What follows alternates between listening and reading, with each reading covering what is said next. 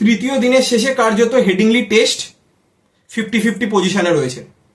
তো কালকেই আমরা অলরেডি ডিসকাস করছিলাম যে কালকে যে হ্যারি ব্রুকের যে আউটটি তিনি নো বলের জন্য বেঁচে গেলেন জসপ্রীত বুমরার বলে, সেটা কস্টলি হতে পারে, এবং সেটা আজকে হয়েছে। এবং আজকে তারপরেও তিনি দুবার বেঁচে গেছেন, দুবার ক্যাচ পড়েছে। তো ফাইনালি তিনি 99 রানের মাথায় আউট হয়েছিলেন। তো অবশ্যই ডিজার্ভিং সেঞ্চুরি তিনি মিস করলেও তিনি যে 99 রানটি করে গেছিলেন সেটা ইংল্যান্ডের জন্য খুবই জরুরি ছিল। তো ইংল্যান্ড দুটো সেশন অলমোস্ট ব্যাটিং করে এবং তারা 465 রান অব্দি যায়, অর্থাৎ টিম ইন্ডিয়ার কাছে লিড থাকে মাত্র 6 রানের। এবং দিন শেষে টিম ইন্ডিয়ার স্কোর 90 রানে 2 উইকেট, অর্থাৎ তাদের কাছে 96 রানের লিড রয়েছে। তো দিনের শুরুতে প্রসিদ্ধ কৃষ্ণা প্রথমে অলিপপকে আউট করে দেয়, তারপর বেন স্টোকসকে আউট করে দেন মোহাম্মদ সিরাজ, তারপর জেমি স্মিথ তো একটু ছোট ইনিংস খেলেন কিন্তু ইম্প্যাক্টফুল ইনিংস 40 রানের, তারপর ক্রিস ওকস 38, ব্র্যাডন কার্স 22, তার সাথে হ্যারি ব্রুক 99 রানে খেলছিলেন। তো ফাইনালি 465-এ অল আউট হয়ে যায় ইংল্যান্ড দল এবং জসপ্রীত বুমরা আবারও 5টি উইকেট নেন।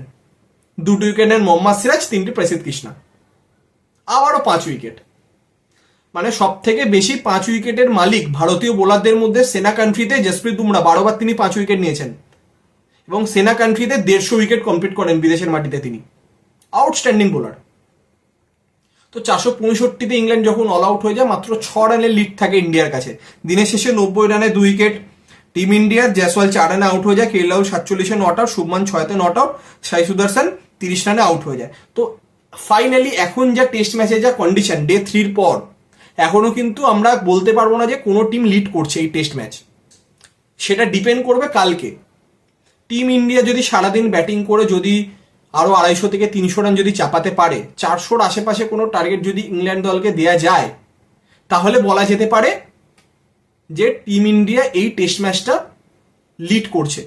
কিন্তু তা যদি না হয়, যদি 300-র আশেপাশে কোনো টার্গেট যদি ইংল্যান্ড পায়, তাহলে কিন্তু অবশ্যই বলা যেতে পারে যে ইংল্যান্ড কিছুটা এগিয়ে থাকবে।